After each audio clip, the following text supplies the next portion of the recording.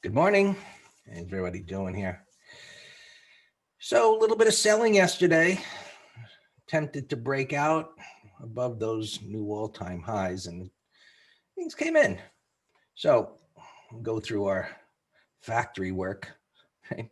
Systematic approach. It's what builds consistency. And so the next we look at is whether it's stock, a market, whatever it might be. And so we see a bearish day, and we witness this as intraday traders. And it's easy to get influenced to the point of thinking something serious has happened. So our systematic method, and whether something is the beginning of a top, a turn, a significant reversal, we can make some educated thoughts, guesses, what have you, based on market internals, prior resistance. It's made an extended move where it's gone vertical, like climactic, and so on. So this move, as we've been speaking about, has been more of a self-correcting type of a move, where it constantly takes little rests, chops around, and then continues to move higher again. So it's more difficult, that type of a pattern, no matter what we're trading. And this one isn't a terrible one. Some are so bad you just wouldn't even attempt to trade them. This one isn't that way. And I'm talking about the daily time frame here.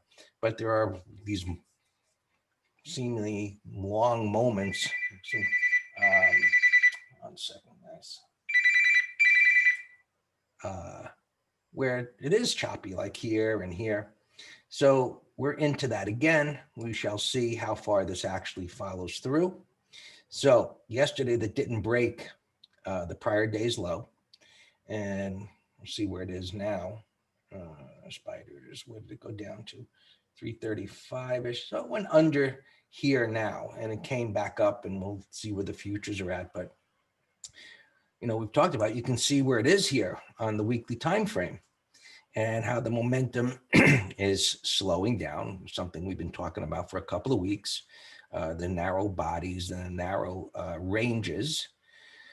And slowing down doesn't mean the end of a trend, but it gets easier to violate a prior bar's low when the ranges become small. So in the case of the weekly time frame, where there has been little pokes under a prior bar's low and immediate recovery, and along the way up, now that it's reached the possible destination of this trend, breaking a prior bar's low on the weekly time frame will be more meaningful as to a short-term correction. And as you know, back here is where our internals gave a sell signal. And now at this point, we'll just take a quick look at them. Breadth has gotten to the point of almost reaching a bullish level. So as stocks are correcting, one of the main reasons why we use a breadth market internal is that it's monitoring a very large number of stocks. Which ones are they? Really doesn't matter. It's just to recognize this as a broad measure of internally what's going on. And it's showing us that this correction is happening. Stocks are pulling back. This is chopping sideways. And historically, the markets mask internal corrections. And even to the point where I've seen markets that have chopped sideways and it's been a roaring bear market ripping through certain sectors. So the markets can make it look like things are not so bad. And under the surface, it could be quite treacherous. That's not what we have here. But just to point out that this internal gauge is monitoring a lot of stocks and it's reaching a bullish level. Call it oversold. It's really not a measure of being oversold. It's just saying that whatever the stocks it is that this is measuring, like over here, they've gotten a little too far ahead of themselves. And here on the downside now, I don't know if it'll stop at minus 100 or whether it'll go down to minus 200. In any event, we will get this down here. It's likely we'll see a bounce. Right? The other day I mentioned when it gets around the zero line in a very bullish market, you get a bounce. Well, we're not getting that bounce. And so it's coming down further, and we'll see how far today takes us. But to get a buy signal, we'll need sentiment to come all the way down here. And these bands adjust for bullish markets. That's why they're pointing up. The static level is down, actually down at 1.2. So really far away. So option traders have been really loading up on these calls versus puts, an expectation, I suppose, of a blow off. And it isn't happening. And that's one of the reasons why we monitor this internal gauge is that, when we call the wrong way option traders are overly bullish, the markets just tend historically not to cooperate with what they do. And as you can see, market's not. So again, we just continue to monitor this to be objective, do our factory work. Good morning there on YouTube. So we'll see if this is going to continue to correct, how far it goes. So we've got a short-term little high here just based on yesterday's reversal. It did poke under the low. It's not violating the trend by doing so. And I'll just drag this back here and say, well, maybe this is going to start some type of a trading range to further the corrective price action that began over here when we got our sell signal. And so sell signals do not have to mean, big declines, crashes, we don't have to get dramatic about it. It just means that there's risk for longs. And then we just see how far it goes. So S&P futures, and you see it's pulling back here a little bit. We got the red line, a push up to the all-time high. And now we see it's beginning to pull back within an uptrend.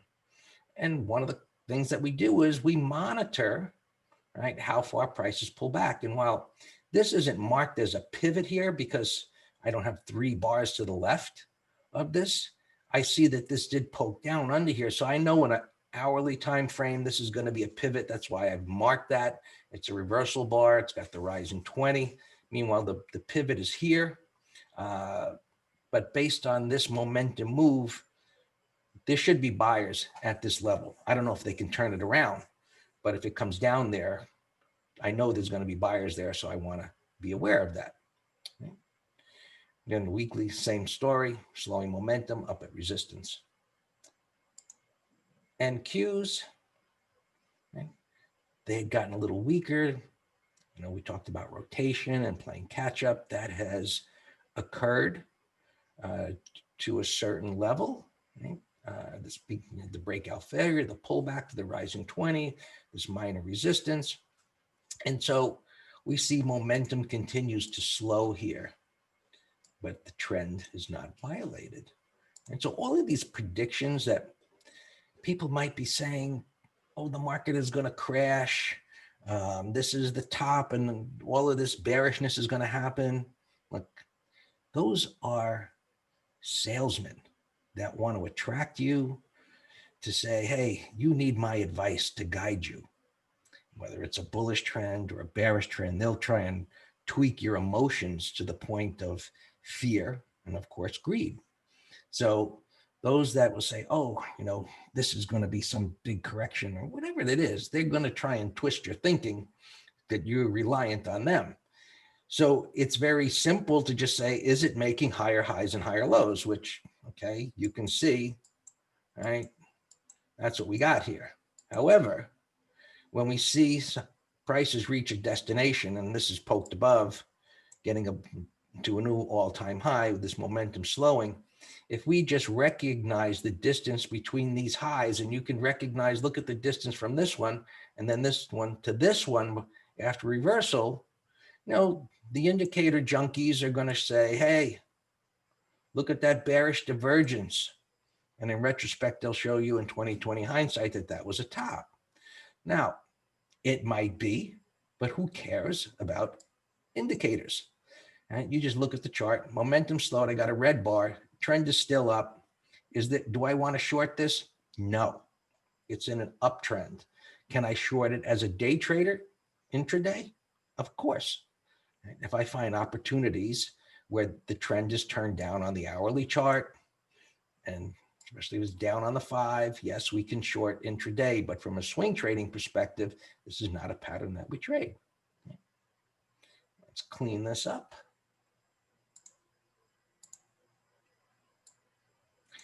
And so, talking about market tops, when I posted there on YouTube, is it a market top? Is it a bull flag? Looking at this chart, you could say, well, momentum slowed down. It's up here, close to the old all-time high. I don't know if it's a market top, but possibly. But who cares? Let's see if it actually violates the trend. Now, when we start looking at other charts and other markets, like the Dow, which is starting to play catch up, and we see this momentum run, which creates the void. And this is starting to roll a little bit more bearishly. Well, I don't know where this bar will end. If it ends with a bottoming tail bar, it'll look different. It's early in the day, right? But you can see here where the bull flag kind of a pattern has this little downward sloping angle like this does. And now today it's a little bit more vertical. We'll see where this ends up. But this kind of a pattern, if we could get a reversal day or maybe tomorrow. So when I see it poke under the lows like this is happening, the ideal scenario is to have another day where it begins to consolidate. So you can see on the hourly chart how this went down. Look at the angle here. So what we want to see on the hourly chart, well, if maybe it keeps going down, but to maintain the bullish type of a flag, we want to see this hourly do a retest and start bottoming out here. Okay. So we'll see if that happens. Robert's asking me, do you use the distance from the 20 MA in your decision making? Does that influence you, or is it just look to the left bar by bar? Well, both, Robert, because the 20 MA, any moving average, is a line we decide to put on a chart, right? Which makes it subjective. It's based on averaging prices out in a simple way. So you could say, well, what if I used a 21 exponential Fibonacci number? An exponential got to be more powerful. No. What if I used a 34? That's a Fibonacci number instead of a 55, instead of a 50. That's all hocus pocus analysis. All we say is, hey, it got far away from the 20 MA. Maybe it can get even further away. Right? There's nothing that says how far something can get from a 20 MA. So once the momentum begins to stall, we see small candle bodies and it starts pulling back. Well, the pivot low is down here. Minor support is over here. 20 MA is in alignment with this area. If it continues to pull back, that's a common sense level. I don't even know what a whole intraday thing is, Trader McGraw. Somebody mentioned that in the room yesterday. I'm like, oh, that must be a new one, right? I guess everybody got tired of the old indicators and someone had to come up with a new name. Sell that stuff too. Anyway, the indicator salesman has to always reinvent new indicators because they have to create new sales. Right? For us, we just do factory work, which can get boring, but it produces consistency. Right? So similar situation, pulling back a little bit. We'll see how far it goes. The Russell, right? Similar situation. Now it's getting this little vertical move. And I've got this little congestion here, this cluster of opens and closes right there that I've got marked off, which is this area right here. Right?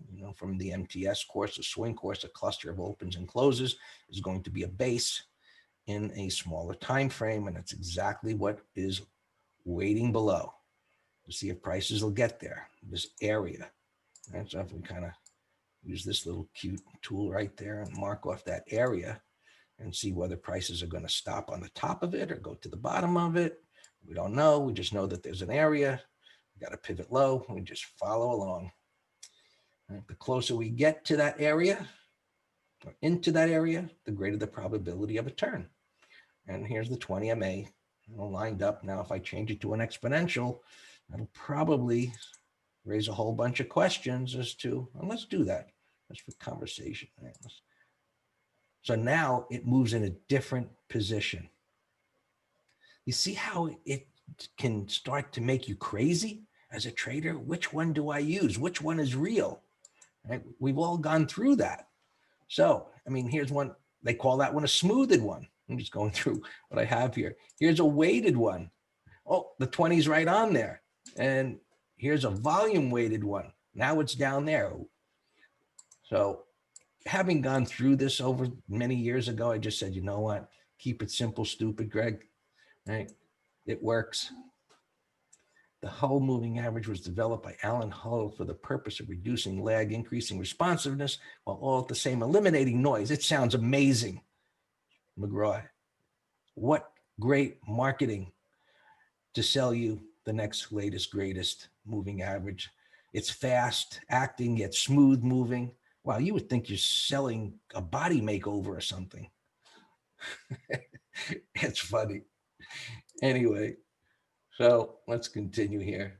All right, so Russell pulling back. Everything's pulling back here this morning.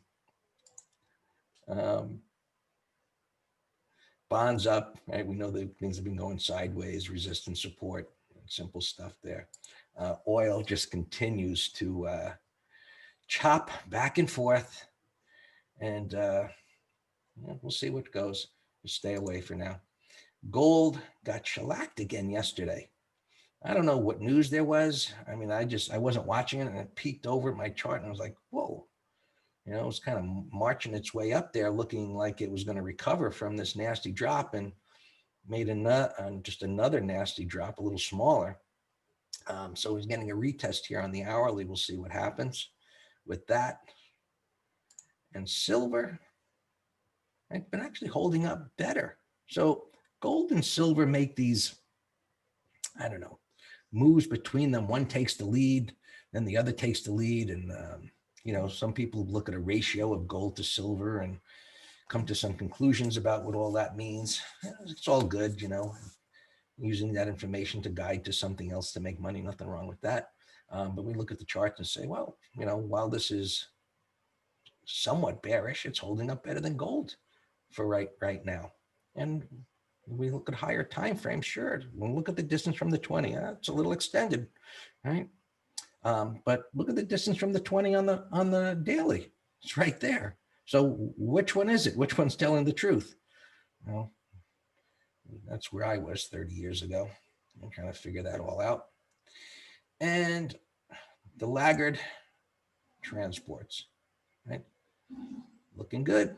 I don't know. We'll see if this gap's down, but we shall see what happens with, you know, the laggards now, the airlines and all the others, where this was kind of, I guess, got a little extended. What does extended mean? Extended means that the bars moved up at a sharp angle and got away from the moving average. That's why we call this a visual aid. We can see the same thing by looking at prices. We don't need moving averages, but if I can look at this and it says, hey, you know, it just makes things happen a little faster for me to just, as I'm flipping through, say 100 charts or whatever, that my eye spots that picture, I'll use that as a little helping piece of information. Right? There you go. So look for a little bit of a corrective type of day here, and we'll see how far it goes. All yours, Dan. All right, thanks. Yeah, that was our conclusion into the close yesterday. That because, you know, we made that decision on the 15-minute charts into the close. Got that sell set up, didn't know if it was going to hold. Once that cracked, yep, we said we were going to this prior low, and that could set up our short-term correction, which bearish pre-market. Yep, I think that's going to continue today with that bias. Our opens are fine. Ask me if you have any questions on anything. And I'll go right to gappers.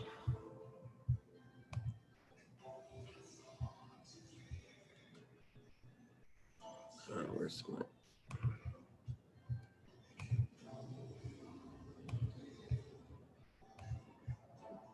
Jake, what's your question? Don't even know how to answer that unless you ask me a question. No, Jake, you know that. We stopped out 171 and change. So we stopped out. We stopped out. Today's Thursday, Tuesday. We've been out of that thing. APPS. McGraw sent me an email that I don't know what one of his people were. I don't even know if his McGraw, if you were that guy was saying to buy these things, but this thing's very extended. APPS. If you were in that, I would be just trailing stops. EXPI. Same. I mean those are climactic. Look like they're gonna top out pretty soon. Let's see. YouTube's asking about Labu.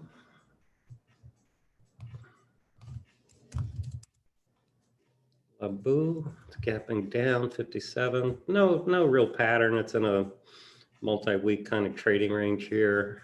There's we're pattern traders. There's no pattern there. Daily or 15-minute. Asking about Tesla. Tesla's it gave us some day trade opportunities, but it surely is not a swing setup either for long or short, but it's just grinding lower here. Again, no pattern right now. Maybe, I don't know, there's no pattern. There's nothing I recognize here to do on the daily or 15. It's grinding lower to yesterday's low. If it can't bounce, maybe 30-minute low. I just don't know.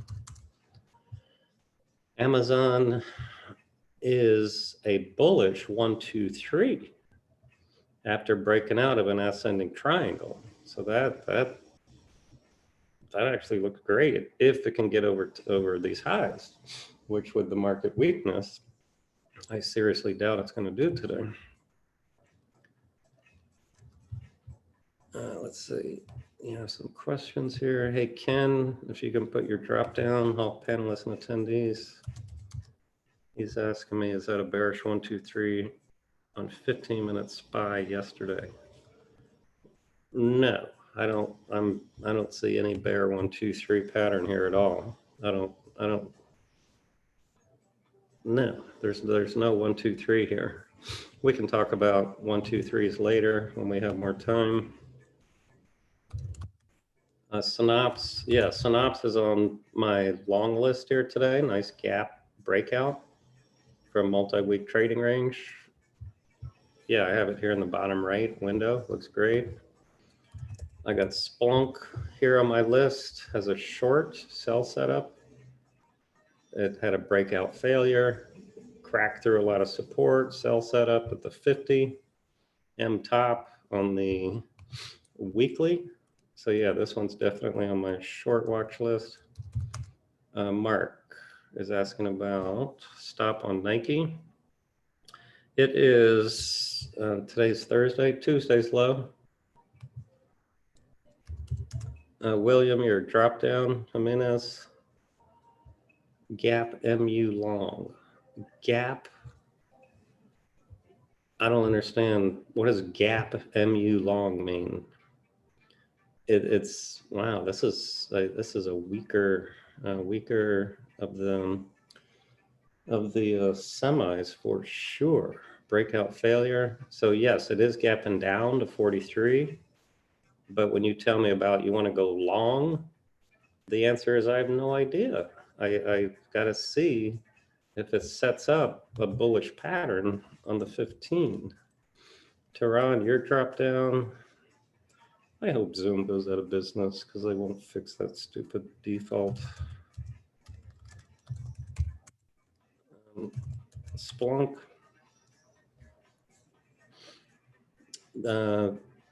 Yeah, Splunk.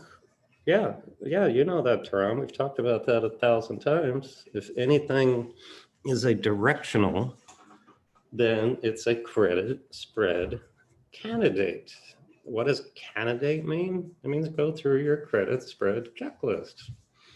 So sure, go through the checklist and tell me what you come up with. Then 10 minutes later, after the spreads tighten a little bit.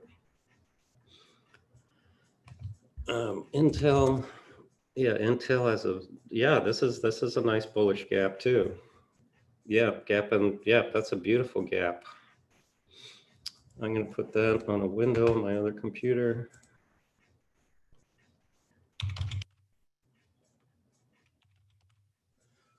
Yeah, so this 30-minute high, maybe we go long, and also it's a no-brainer put spread. Yeah, they did a repurchase. Isn't that funny? I mean, a repurchase didn't change their fundamentals one iota, but there you have it again, people just reacting. There's some more questions here on YouTube. Target, RCL, gold, WDC. Wow, a lot of questions there today. Let me go through them. Target, it's too extended. I mean, very bullish earnings gap. They had record earnings, record volume, very bullish, people chasing it. Bullish 15, I would personally, it's not in my wheelhouse or a strike zone. I would never, ever, ever swing trade this. But if it holds well, 30-minute high, you can do a day trade long. It's still relative strength, gapping up in a weak market. All right, gold. There's no pattern other than maybe selling an out of the money call spread. That was a nasty gap breakout reversal. Still has an unfilled gap. WDC. Yeah, Alex, I was a CPA. I understand what it is, but it's just, I'm saying the daily operations of them selling chips and, hasn't changed one iota. WDC, not sure what your question is, but we talked about shorting this not only on the gap down day, but right here on this breakdown. It's getting extended pre-market here, so there's no new trades set up. RCL, concerned about the topping tail? Absolutely I am. Bar by bar analysis, I shouldn't have done that. And these airlines and cruise ships, I mean, look at that. That was a bullish move. It actually held 50%, so that was fine. So this one's 100% retracement. That's not good. That suggests another upside shakeout. But we're back to support here. So if you're in the stock, let me give it to you all. I gave this to, I telegrammed this earlier. So if you're in it, like we are, then I have to keep I'm keeping my original stop, but I can't. We're going to leg into a covered call here because look, it looks horrible now. Would I enter as a new trade? Absolutely not. Absolutely not.